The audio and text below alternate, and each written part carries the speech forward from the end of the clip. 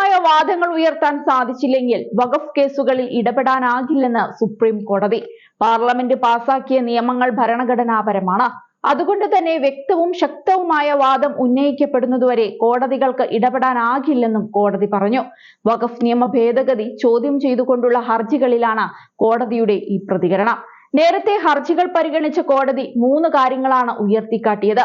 ഉപയോഗത്തിലൂടെയുള്ള വഖഫ് കൗൺസിലിലേക്കും സംസ്ഥാന വഖഫ് ബോർഡുകളിലേക്കും അമുസ്ലിങ്ങളെ ഉൾപ്പെടുത്തുന്നത്, സർക്കാർ ഭൂമി വഖഫ് സ്വത്തായി തിരിച്ചറിയുന്നത് എന്നിവയാണ് തർക്ക വിഷയമായത്.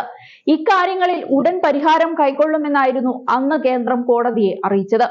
ഈ 3 വിഷയങ്ങളിലും കേന്ദ്രം മറുപടി നൽകിയിട്ടുണ്ടെന്ന് ഹർജി പരിഗണിക്കവേ സോളിസിറ്റർ ജനറൽ കോടതിയെ അറിയിച്ചു.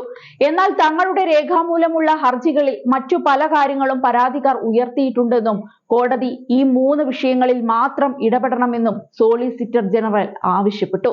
ശക്തമായ എതിർപ്പാണ് ഹർജിക്കാരുടെ അഭിഭാഷകരായ കപിൽ സിബലും മനു അഭിഷേക് സിംഗ്വിയും ഇതിനെതിരെ ഉയർത്തിയത്. മുൻ ചീഫ് ജസ്റ്റിസായ സഞ്ജീവ് ഖന്ന തങ്ങളുടെ ആവശ്യങ്ങൾ കേൾക്കുകയും ഇടക്കാല ഉത്തരവ് പുറപ്പെടുവിക്കുമെന്ന് തീരുമാനിക്കുകയും ചെയ്തിരുന്നു. അതുകൊണ്ട് തന്നെ 3 വിഷയങ്ങളിൽ മാത്രം വാദം പരിമിതപ്പെടുത്താൻ സാധിക്കില്ലെന്ന് അഭിഭാഷകർ ചൂണ്ടിക്കാട്ടി.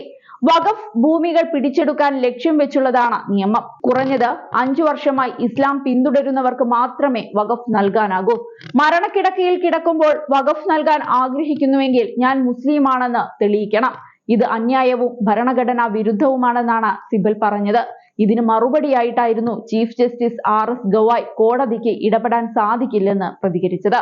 പാർലമെന്റ് പാസാക്കിയ നിയമത്തിന് ഭരണഘടനാ സാധുതയുണ്ട്. വ്യക്തമായ ഒരു വാദം ഉയർത്താതെ കോടതികൾക്ക് ഇടപെടാൻ കഴിയില്ല. പ്രത്യേകിച്ച് നിലവിലെ സാഹചര്യത്തിൽ ഇക്കാര്യത്തിൽ കൂടുതൽ പറയാൻ സാധിക്കില്ല എന്ന് ചീഫ് ജസ്റ്റിസ് പറഞ്ഞു. നിയമത്തെ ചോദ്യം ചെയ്തുള്ള ഹർജികളിൽ കേരളവും കക്ഷി ചേർന്നിട്ടുണ്ട്.